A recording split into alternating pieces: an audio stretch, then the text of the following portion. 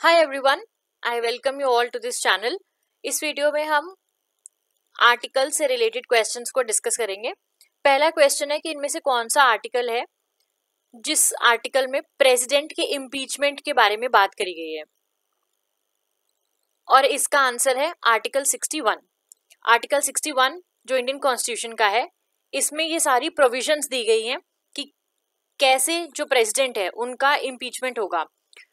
जो चार्ज लगते हैं वो कोई भी हाउस, पार्लियामेंट में 2 हाउस होते हैं, एक लोकसभा और एक राज्यसभा, तो इन दोनों में से कोई भी हाउस जो है वो चार्जेस प्रेसिडेंट पे लगा सकते हैं। उसके बाद पूरा प्रोसीजर फॉलो होता है प्रेसिडेंट के इम्पीचमेंट के लिए। आज तक कोई प्रेसिडेंट इम्पीच नहीं हुए हैं। अगला क्वेश्चन है right to move freely throughout the territory of India. ये एक फंडामेंटल राइट है, कौन से आर्टिकल में? और इसका आंसर है 19। आर्टिकल 19 जो है ये बोलता है कि आप इंडिया में कहीं पर भी फ्रीली घूम सकते हो, कहीं भी जा सकते हो, कहीं भी आ सकते हो।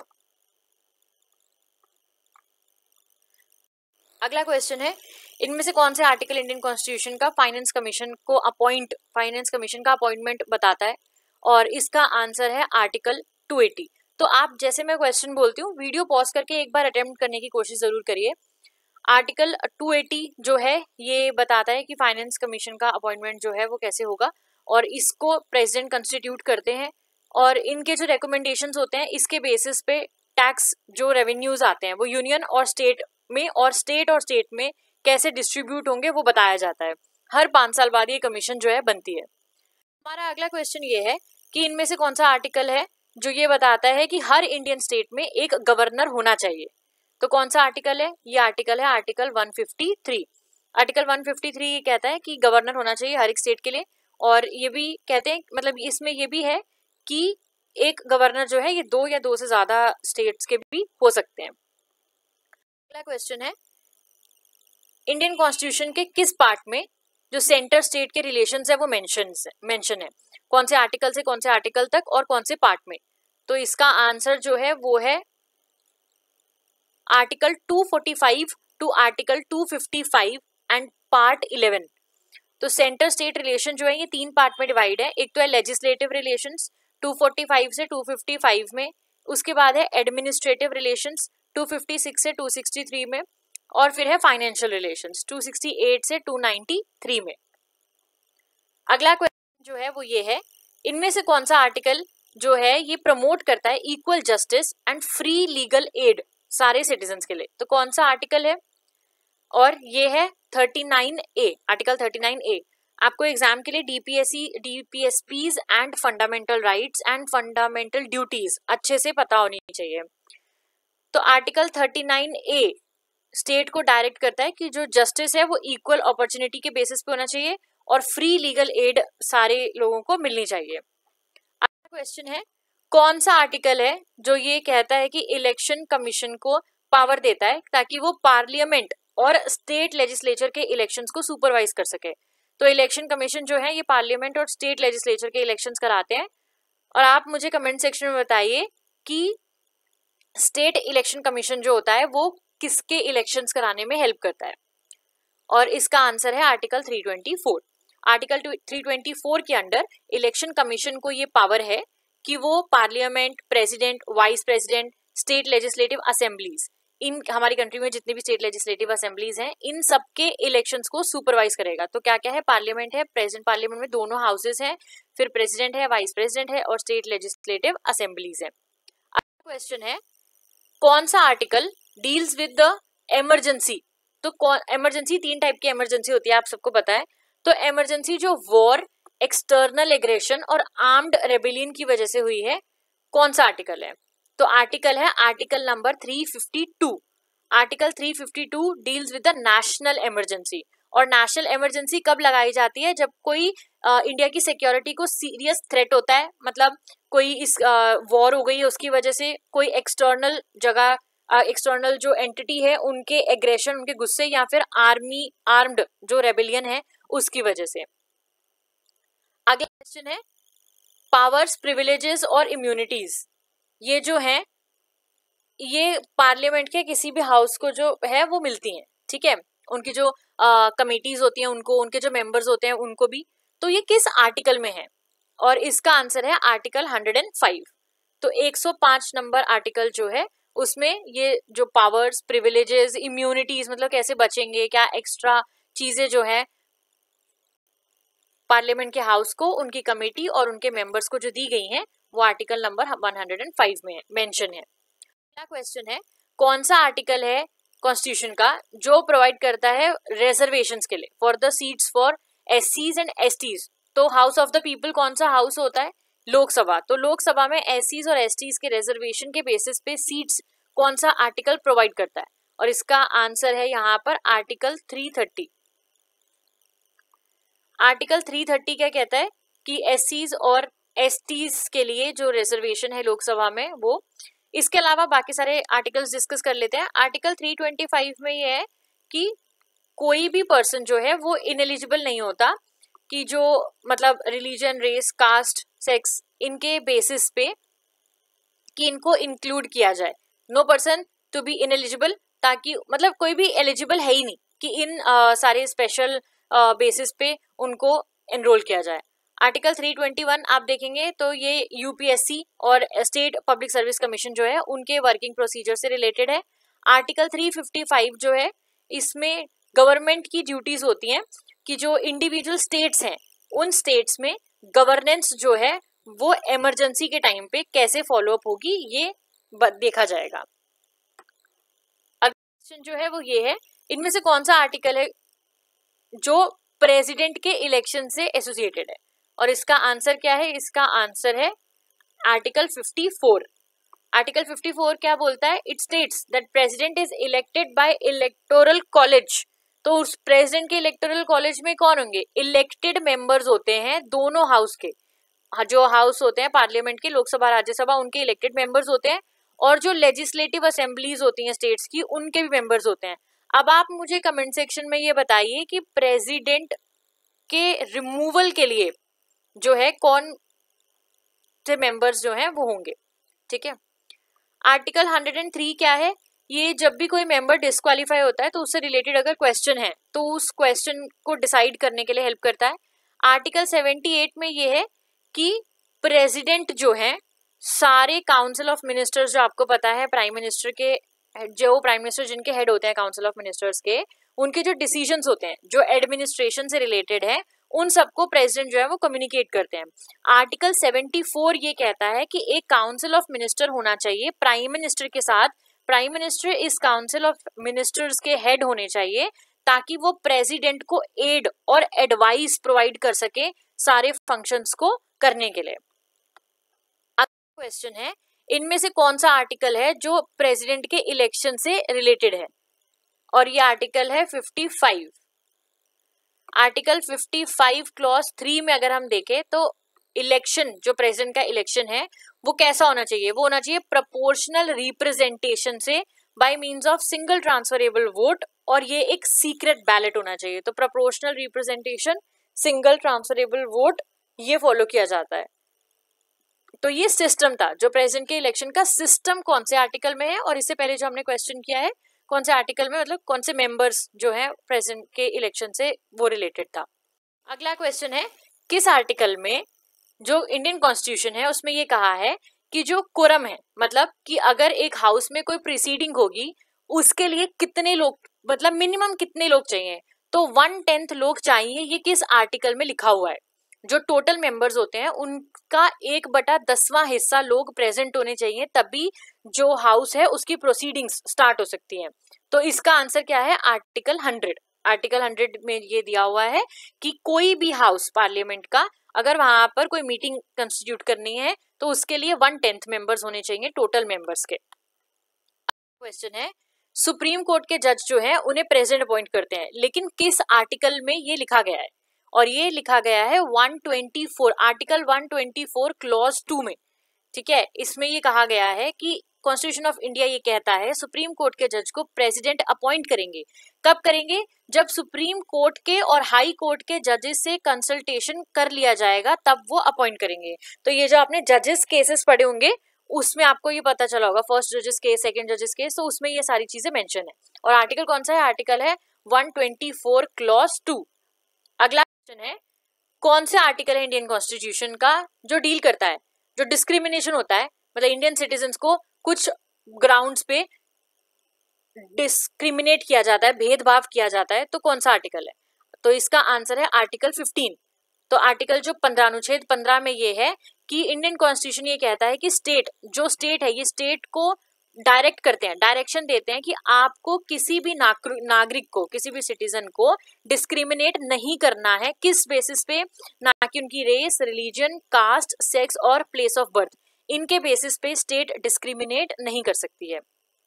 अगला क्वेश्चन है, इनमें से किस आर्टिकल इंडियन कॉन्स्टिट्यूशन का अनटचेबिलिटी को इरेडिकेट करने के लिए, अनटचेबिलिटी को हटाने के लिए बोलता है? और इसका आंसर है आर्टिकल 17। तो आर्टिकल 17 सबको पता है कि अनटचेबिलिटी से मेंशन है। अनटचेबिलिटी अब अबॉलिश हो चुकी है, कहीं कहीं पर प्रैक्टिस होती है स्टिल, लेकिन कॉन्स्टिट्यूशन के बेसिस पे अबॉलिश हो चुका है। अनटचेबिलिटी आप प्रैक्टिस नहीं कर सकते हो, इसके लिए आपको सजा भी मिल सकती है। अगला क्वेश्चन है, कौन सा आर्टिकल है इंडियन कॉन्स्टिट्यूशन में जो फंडामेंटल ड्यूटीज के बारे में बात करता है? और इसका आंसर है 51A। आर्टिकल 51A जो कि पार्ट 4A, कॉन्स्टिट्यूशन के पार्ट 4A में है, उसमें फंडामेंटल ड्यूटीज के बारे में लिखा गया है।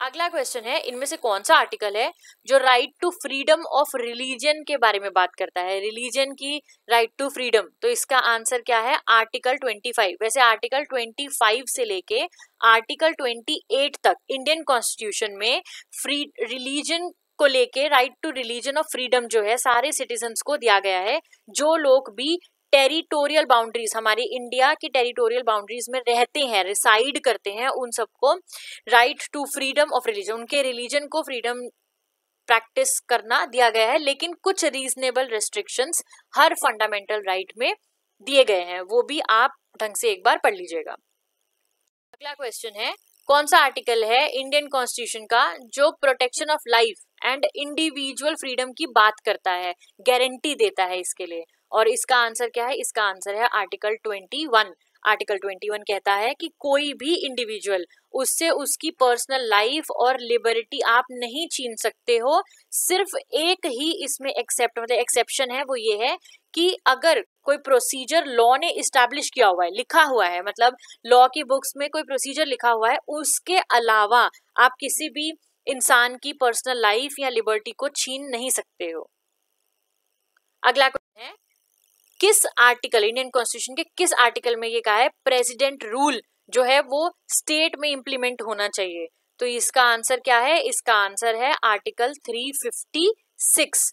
तो आर्टिकल 356 में ये कहा गया है कि स्टेट इमरजेंसी के बारे में बात करी गई है। अभी हमने नेशनल इमरजेंसी देखी थी, अब हम स्टेट इमरजेंसी देख रहे हैं। इसको प्रेसिडेंट रूल भी कहते हैं। इमरजेंसी जो है वो किसी भी स्टेट में डिक्लेयर की जा सकती है आर्टिकल 356 के अंडर, अगर गवर्नर ये रेकमेंडेशन दे देते हैं कि जो स्टेट है, स्टेट अपनी जो मशीनरी है, अपनी जो गवर्नेंस है, उसको ढंग से नहीं चला पा रही है, तो उस केस में फिर प्रेसिडेंट रूल उस स्टेट पे लगा दिया जाता है। अगला क्वेश्चन है, कौन सा आर्टिकल है इंडियन कॉन्स्टिट्यूशन का जो ये कहता है law declared by supreme court is to be binding on all the courts? तो सुप्रीम कोर्ट सबसे टॉप पे है, उसके बाद सारे हाई कोर्ट्स आते हैं, फिर डिस्ट्रिक्ट कोर्ट्स आते हैं। तो सुप्रीम कोर्ट का कोई भी डिसीजन है वो सारे ही कोर्ट्स को मानना ही पड़ेगा। ये किस आर्टिकल में दिया गया है? तो ये लिखा गया है आर्टिकल 141 में।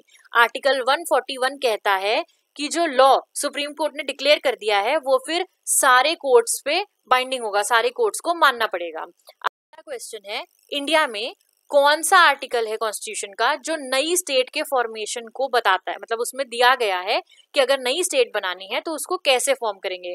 तो आर्टिकल 3 जो है उसमें सारी इंफॉर्मेशन दी गई है कि नई स्टेट कैसे बनेगी, और अगर कोई स्टेट्स हैं जो ऑलरेडी हैं तो उनका अगर कोई एरिया ऑल्टरेशन करनी है, या फिर उनकी बाउंड्रीज चेंज करनी है, या फिर जो अभी स्टेट्स हैं उनके नाम चेंज करने हैं, वो सारा प्रोसीजर जो है हमें आर्टिकल 3 में देखने के लिए मिलता है।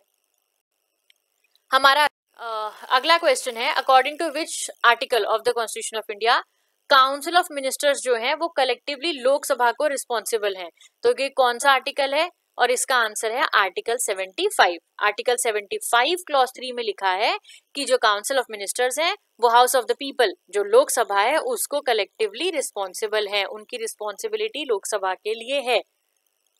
हमारा अगला क्वेश्चन है, किस आर्टिकल में ये लिखा है कि हर सिटीजन को राइट टू हेल्थ दिया जाएगा? तो इसका आंसर है आर्टिकल 21। तो आर्टिकल 21 में right to life and personal liberty के अंडर काफी सारे ऐसे राइट्स हैं जो सुप्रीम कोर्ट ने टाइम टू टाइम डिक्लेयर किए हैं कि ये राइट्स भी आर्टिकल 21 के अंडर आते हैं। हमारा अगला क्वेश्चन है, कौन सा आर्टिकल है इंडियन कॉन्स्टिट्यूशन का जो ये कहता है कि सारी अथॉरिटीज सिविल हो या जुडिशियल जो इंडिया की टेरिटरी में है वो सुप्रीम कोर्ट की एड में ही काम करेंगी? तो इसका आंसर क्या है? इसका आंसर है आर्टिकल 144। ये कहता है, ये ऑब्लिगेशन देता है सबको कि जो इतनी भी अथॉरिटीज हैं सिविल और जुडिशियल हमारी कंट्री में वो सुप्रीम कोर्ट के डायरेक्शंस पे ही काम करेंगी, जैसा सुप्रीम कोर्ट कहेंगे वैसा ही वो काम करेंगी। अगला क्वेश्चन है, कौन सा आर्टिकल है इंडियन कॉन्स्टिट्यूशन का जिसमें लैंग्वेज से रिलेटेड स्पेशल प्रोविजंस दी गई हैं? और इसका आंसर क्या है? इसका आंसर है आर्टिकल 347। 347 आर्टिकल जो है ये पार्ट 17 में, आर्टिकल 347 में ये कहा है कि लैंग्वेज से रिलेटेड स्पेशल प्रोविजंस दिए गए हैं जो कोई भी पॉपुलेशन स्टेट की बोल सकती है। तो जो प्रोविजंस है वो किस आर्टिकल में? आर्टिकल 347 में, पार्ट 17 में। हमारा अगला क्वेश्चन है कि किस आर्टिकल के अंदर पार्लियामेंट जो है वो कॉन्स्टिट्यूशन को अमेंड कर सकती है? आप सबको पता है कि पार्लियामेंट के पास कॉन्स्टिट्यूशन को अमेंड करने की पावर्स है। अमेंड मतलब कॉन्स्टिट्यूशन में टाइम टू टाइम चेंजेस लाने की जरूरत है, तभी तो कॉन्स्टिट्यूशन को एक लिविंग डॉक्यूमेंट कहते हैं। आप सबने पढ़ा होगा कॉन्स्टिट्यूशन को एक लिविंग डॉक्यूमेंट कहा जाता है। क्यों कहा जाता है? क्योंकि टाइम टू टाइम सोसाइटी की रिक्वायरमेंट के साथ साथ जो पार्लियामेंट है वो कॉन्स्टिट्यूशन को चेंज करते जाते हैं। इसका आंसर क्या है? आंसर है आर्टिकल 368। तो पार्ट 20 में आर्टिकल 368 क्लॉज 1 में ये कहा है कि इंडिया कॉन्स्टिट्यूशन का जो इंडिया का कॉन्स्टिट्यूशन है उसने ग्रांट करा है कॉन्स्टिट्यूट पावर, ताकि जो पार्लियामेंट है मतलब वो पावर दे रखी है कॉन्स्टिट्यूशन ने पार्लियामेंट को कि वो कॉन्स्टिट्यूशन को अमेंड कर सकते हैं, चाहे उसमें कुछ ऐड करना हो, चाहे कुछ वेरिएशंस करने हो, चाहे किसी चीज को खारिज करना हो। लेकिन ये सारा ऐसा नहीं है कि कभी भी पार्लियामेंट का मन करेगा तो वोट के ऐसा कर सकते हैं, नहीं नहीं, पूरा प्रोविजन दिया गया है, पूरा प्रोसीजर दिया है, सारा जो प्रोसीजर है वो उनको फॉलो करना पड़ेगा। उसके बाद फिर वो कॉन्स्टिट्यूशन में कोई भी प्रोविजंस या कोई भी आर्टिकल्स या कोई ऐसी चीजें हैं जो उन्हें अमेंड करनी है, चेंज करनी है, हटा देनी है, वो कर सकते हैं। ये पावर जो है कॉन्स्टिट्यूशन पार्लियामेंट को देता है अंडर आर्टिकल 368। इनमें से कौन सा आर्टिकल है जो फाइनेंशियल इमरजेंसी बताते हैं? तो क्या आंसर है इसका? इसका आंसर है आर्टिकल 360। 360 में ये कहा गया है कि अगर प्रेसिडेंट सेटिस्फाइड है, मतलब अगर प्रेसिडेंट को ऐसा लगता है कि ऐसी कोई सिचुएशन आ चुकी है जहां पर फाइनेंशियल स्टेबिलिटी नहीं है या फिर इंडिया की जो क्रेडिट है वो सही नहीं है या फिर कोई ऐसा पार्ट है जो खतरे में है, फाइनेंशियली खतरे में है, तो प्रेसिडेंट उस टाइम पे स्टेट में फाइनेंशियल इमरजेंसी डिक्लेयर कर सकते हैं। हमारा अगला क्वेश्चन है, इनमें से कौन सा आर्टिकल कॉन्स्टिट्यूशन का ये मेंशन करता है कि लोकसभा में एक स्पीकर और डेप्यूटी स्पीकर होना ही चाहिए, मस्ट हैव मतलब होना ही चाहिए? और इसका आंसर है आर्टिकल 93। आर्टिकल 93 में ये कॉन्स्टिट्यूशन ने कहा है कि हाउस ऑफ द पीपल क्या है? लोकसभा 2 लोगों को चूज करेंगे जिनको स्पीकर और डेप्यूटी स्पीकर की पोस्ट पे रखा जाएगा, और अगर ये पोस्ट जो है ये खाली हो जाती है तो हाउस को किसी भी मेंबर को स्पीकर और डेप्यूटी स्पीकर की पोस्ट पे रखना ही होगा। और स्पीकर के केस में आप सबको पता है कि जब लोकसभा डिसॉल्व हो जाती है तब भी स्पीकर की पोस्ट जो है वो डिसॉल्व नहीं होती, वो काम करते रहते हैं। और इलेक्शंस के बाद जब नई गवर्नमेंट फॉर्म होती है उसके बाद फिर उनकी जो पोस्ट है वो चेंज होती है, इलेक्शंस दोबारा होते हैं। हमारा अगला क्वेश्चन है, कौन सा आर्टिकल है इंडियन कॉन्स्टिट्यूशन का जो कॉन्स्टिट्यूशनल रेमेडीज को प्रोवाइड करता है फंडामेंटल राइट्स को एनफोर्स करने के लिए, लागू करने के लिए? तो इसका आंसर क्या है? इसका आंसर है article 32। Article 32 constitutional remedies provide करता है फंडामेंटल राइट्स को एनफोर्स करने के लिए, लागू करने के लिए। एक पर्सन को ये राइट है, उसको हक है कि वो सुप्रीम कोर्ट सीधा जा सके अगर उसे लगता है कि कोई भी फंडामेंटल राइट जो है उसका उल्लंघन हुआ है, फंडामेंटल राइट को वायलेट किया गया है। इसीलिए डॉक्टर बी.आर. अम्बेडकर ने आर्टिकल 32 को heart and soul of constitution कहा था। हमारा अगला क्वेश्चन है आर्टिकल 80 जो है उसमें अगर हम देखें एज पर आर्टिकल 80 राज्यसभा की मैक्सिमम स्ट्रेंथ क्या है, तो क्या है इसका आंसर है 250 मेंबर्स। तो आर्टिकल 80 जो है वो ये कहता है कि काउंसिल ऑफ स्टेट्स जो है, काउंसिल ऑफ स्टेट्स क्या है, राज्यसभा का नाम है, इसमें 12 मेंबर्स ऐसे होंगे जिनको प्रेसिडेंट नॉमिनेट करेंगे। आप कमेंट सेक्शन में बताइए कि ये जो नॉमिनेशन है 12 मेंबर्स का ये किस बेसिस पे होगा। और दूसरा ये है कि 238 से ज्यादा लोग स्टेट और यूटीज को रिप्रेजेंट नहीं करेंगे। क्वेश्चन है कौन सा आर्टिकल है कॉन्स्टिट्यूशन का जिसने प्रेसिडेंट को ये पावर दी है कि वो ऑर्डिनेंसेस को प्रोमलगेट कर सकते हैं जब भी पार्लियामेंट रिसेस। पार्लियामेंट आपको पता है कि हमें 6 महीने में ये है कि ब्रेक पे चले जाती है, तो जब भी वो ब्रेक पे जाती है तब कोई ऐसी घटना हो सकती है या ऐसा कुछ हो सकता है स्टेट में, हमारी कंट्री में, जिसके लिए प्रेसिडेंट को तुरंत एक्शन लेना पड़े। तो वो क्या करते हैं, वो उसी टाइम, जैसे आपको पता है कि पार्लियामेंट में पहले जो है बिल जाते हैं, फिर वो बिल को पूरा उसकी रीडिंग करते हैं, उस पर सारे सजेशंस फॉलो किए जाते हैं, अमेंड किए जाते हैं, फिर वो जो है एक्ट बन जाता है। तो इसमें बहुत टाइम लगता है, लेकिन कभी कभी बहुत तुरंत कुछ चीजें करनी होती हैं तो प्रेसिडेंट जो है वो ऑर्डिनेंस ले आते हैं, और ये तभी होता है जब पार्लियामेंट रिसेस में होती है, मतलब पार्लियामेंट सेशन में नहीं होती। तो ये किस आर्टिकल के अंदर है, ये है आर्टिकल 123। और यही जो पावर है ये सेम पावर गवर्नर के पास है। आप बताइए कौन से आर्टिकल में गवर्नर के पास ये पावर है।